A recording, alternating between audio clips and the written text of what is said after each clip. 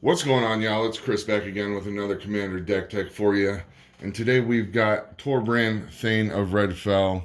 Hope this video finds you well. I know things are crazy in these quarantine times, but I've been doing a ton of brewing, a ton of deck teching, and I figured it was suiting since I was just delivered this beautiful white horn shot glass in the mail about 45 minutes ago that we kick it off with a shot of some honey mead here. I think our dwarven friend would approve. So, skull.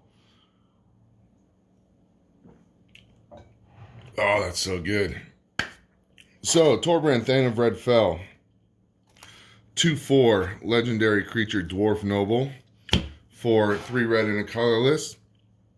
If a red source you control would deal damage to an opponent or a permanent opponent an opponent controls, it deals that much damage +2 instead.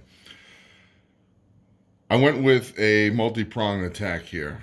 I strayed from the chaos, as fun as chaos can be. I just didn't want to go that route with this deck. I just want to deal as much damage as I possibly can, as fast as I possibly can, to as many opponents as I possibly can to win the game. And this deck has a very high success rate. I think it's only lost 1 or 2 matches. It's a beater for sure. And it's really nice. We got a CMC, a low CMC of 3.47. We're running 35 lands in this deck. 30 of them are basic mountains with just a couple utility lands in there. Running 25 creatures. And kind of in an homage to one of my favorite military leaders. I'm a big history buff. One of the ancient military leaders of the Gauls, Vercingetorix, who developed the scorched earth approach. That's kind of what we went with here. It's in true mono red form, mutually assured destruction. We're just going to deal slightly more damage to our opponents than we do to ourselves. We're going to be stacking damage effects with our enchantments and creatures and planeswalkers. In this multi-pronged attack, we're going to be pumping out 1/1 goblins and elementals. We're going to be slinging spells. We're going to be draining our opponents with enchantments. We're going to be swinging with big heavy hitters, and it's just a lot for our opponents to deal with. And this deck is a ton of fun to play. So moving into the deck, one of the things that Red has issues with is ramping. So we got a terrain generator in here to potentially help us out with that. Dwarven Mine, because why not? We got 30 mountains in here. Why not get an extra 1/1 dude out there that could potentially deal 5, 6, or 7 damage to our opponents? Blast Zone for some potential removal. Myriad Landscape, again, to help us with ramp. Field of Ruin. One of those should be in just about every deck, depending on what you're doing, but if you can't afford a strip mine, Field of Ruin's a nice replacement. Soul Ring, Mind Stone, just getting some ramp out there. Worn Power Stone, Fire Diamond, Thran Dynamo. Getting this out there with some of our X spells really helps us deal that damage. Ruby Medallion for some cost reduction. Swiftfoot Boots and Lightning Greaves to help protect Torbran, because I'll tell you right now, the second he gets out on that board, he is immediately a target. It doesn't matter who I'm playing with, what deck I'm playing against, it immediately draws all the attention because they know it's coming. Again, to help us with the ramp, Ironcrag Feet, awesome spell, add 7 red mana. You can cast only 1 more spell this turn. We're typically going to use that to cast one of our big dragons or help us cast one of our X spells. Same with Seething Song. Another issue that red runs into is draw. There are some very acceptable draw spells that we can throw in here. Faithless Looting, Cathartic Reunion. Reforge the Soul is becoming more and more popular in EDH. And it's just a great draw spell for red. And it often messes up your opponents too. Tormenting Voice. Risk Factor. I kind of threw this in there because it's a ton of fun, especially when you have your damage increasers out on the board. and your opponents could potentially be taking 10 or 12 damage if they have the damage dealt to them. So it kind of guarantees you those 3 cards that you're likely going to need, because we're trying to empty our hand as fast as possible. Gutter Snipe, help us deal that damage. There's times when I'm casting spells and Gutter Snipe's dealing 6, 8, 10 damage to each opponent.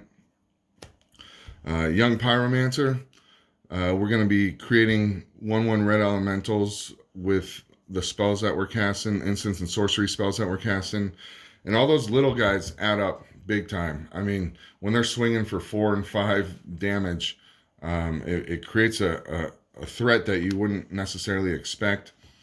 Urbrask gets a lot of hate as a Praetor. I'm a big Praetor lover myself. Praetor lives matter. But he seems to be the one of the 5 that just doesn't get much love. But in this situation, he provides a lot of advantage by giving all of your creatures haste and having your opponent's creatures enter the battlefield tapped, because it just opens that board wide open for you and all those 1/1 guys that you're getting out there. Magus of the Moon, he's just an annoying little bastard. Non-basic lands or mountains. You're playing against your opponents that are running multicolored decks, and it can potentially screw them over. Rampaging Ferocidon does work. 3/3 with Menace, and players can't gain life.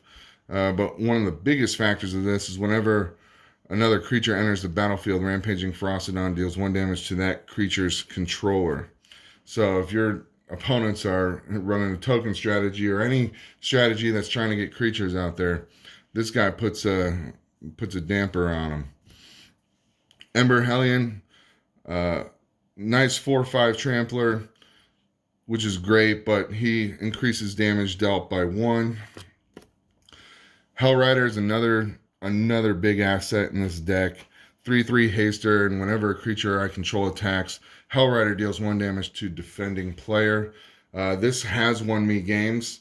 You load up your board, drop Hellrider, swing away, and all of a sudden Hellrider's dealing 5 damage for each creature to your opponents, depending on what you got out there. Zozu the Punisher, he's one that'll get you some groans. Whenever a land comes into play, Zozu the Punisher deals 2 damage to that land's controller. Inferno Titan, one of our big beaters, 6/6 with fire breathing. And one of the real nice parts about this guy is that whenever it enters the battlefield or attacks, he deals 3 damage divided as I choose among 1, 2, or 3 target creatures and or players. Depending on the board state, that can get out of hand real quick. Electrostatic Field, this is just going to be increasing our damage output, and it's nice, really nice early game. Ib Halfheart Goblin Tactician has won me games.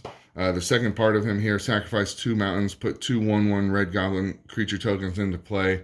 When we've got Perforos out and we've got Impact Tremors out, we're going to just say, you know what? There go our mountains, and just deal a ton of damage. It gets the first time I played that and won with it, the table was kind of like, what just happened? Ogre Battle Driver. 3/3, whenever another creature enters the battlefield under your control, that creature gets +2/+0 and gains haste. Again, giving our creatures haste is huge, but giving them that +2/+0 buff is awesome. When we got a couple cards in here that are going to drop multiple 1/1s for us, give them haste, give them +2/+0, and all of a sudden you've got these creatures dealing just an insane amount of damage out of nowhere. Harsh Mentor, another one that's just going to be obnoxious for your opponents. Thermal Alchemist, on the cover it doesn't seem like much. Defender, 0/3, but you can tap them and deal 1 damage to each opponent. And when you've got those damage those damage increasers stacked up, you can start dealing a ton of damage, and he actually becomes a threat. And the beautiful thing is whenever you cast an instant or sorcery spell, you get to untap him. So I've had situations where he's gotten out of hand. Kiki Jiki, for obvious reasons. Satyr Fire Dancer, just going to help us increase the damage dealt to creatures and helps us with the removal. Goblin Chain Whirler. We love those effects that are dealing damage to all of our opponents. So I've dropped him, and he'll deal 1 damage to each of our opponents, and then that gets increased by, you know, whatever's out there. Neheb the Eternal, just an awesome creature to help us gain the mana that we need. Same with the Neheb Dreadhorde Champion, Atali, because Atali, he's just a banger. Like, he should be in pretty much every red strategy. Perforos, God of the Forge. Combustible Gear Hulk. This was a fun one that I just put in here because it's fun. And we love interaction in our play group. And this is just a really interactive card, so it's a ton of fun. Hellkite Tyrant, one of those immediate threats when it hits the battlefield. It's EDH. We're going to be seeing artifacts all over the board, so why not drop him? This guy will get you some politics on the board as well. Drakuseth, a banger that's just going to drop and is an immediate threat. It's going to deal a ton of damage. He needs to be dealt with immediately, or that could be game. And that's one of the things I love about this is so many cards in this deck are just threats immediately. It's fun to watch your opponents squirm and how do I deal with this? What am I going to do? You know, it's very difficult to deal with. Balefire Dragon is another one of those that is just going to wipe your opponent's board if he's not dealt with. Getting into some of our enchantments here. Dictator of the Twin Gods. We're going to be doubling the sources of doubling the damage of all sources of a permanent. You flash that in unexpectedly, it'll win you games. Same with insult to injury, same idea.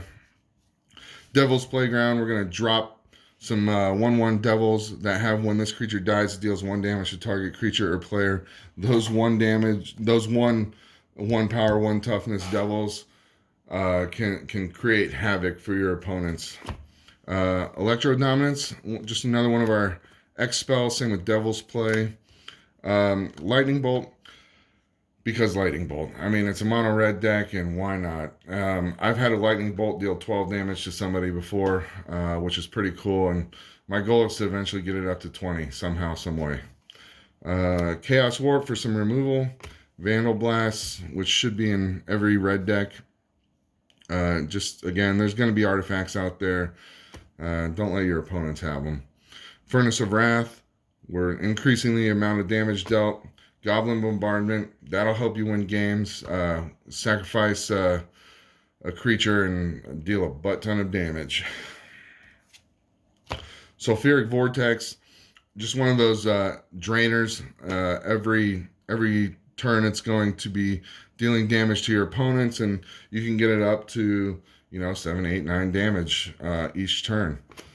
Impact Tremors, one of the ones I spoke of before, similar effect as Perforos, but whenever a creature enters the battlefield under your control, Impact Tremors deals 1 damage to each opponent. Obviously, we can bump that up.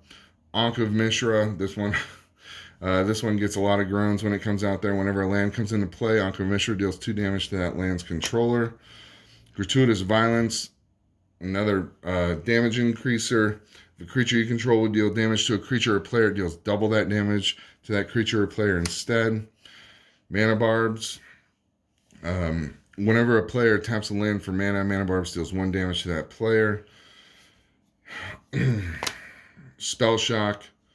Burning Earth. All of these enchantments are just...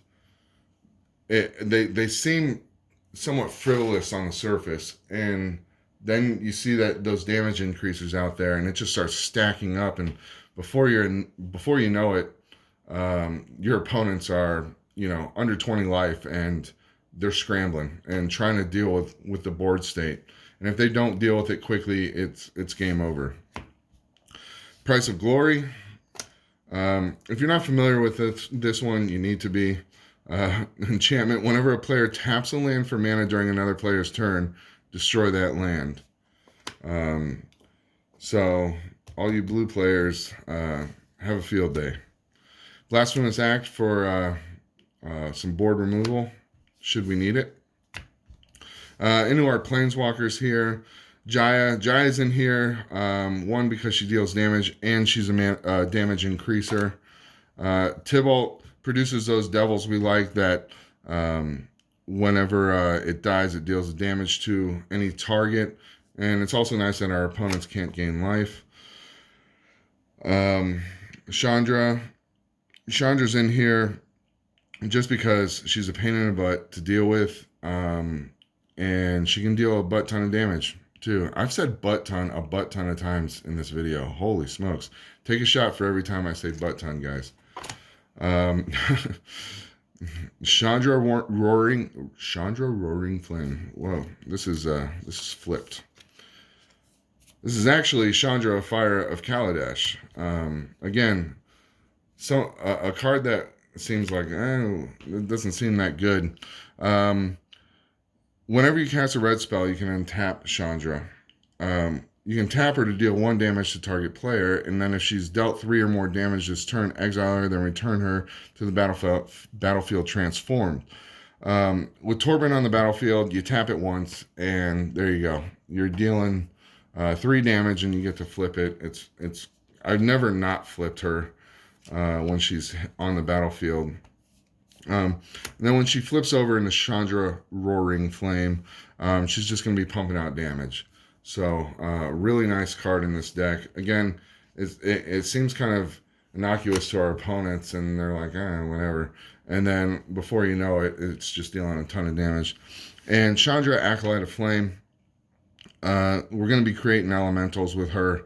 And if we have some of our other planeswalkers out there, it's a nice buff as well. But we really want her for the elemental creation, so that we can just get in there and swing away with some of our 1/1s that are usually dealing 3, 5, 7 damage. All right, guys, that's Torbran. I hope you enjoyed the video. I hope it was informative. I hope you guys have fun playing Torbran as much as I do. I know my play group doesn't like it when I play him, which means he's awesome. So thanks a lot, guys. I appreciate you listening, watching. Enjoy your time in quarantine, brewing and playing, and hopefully you get to play. Thanks a lot, guys.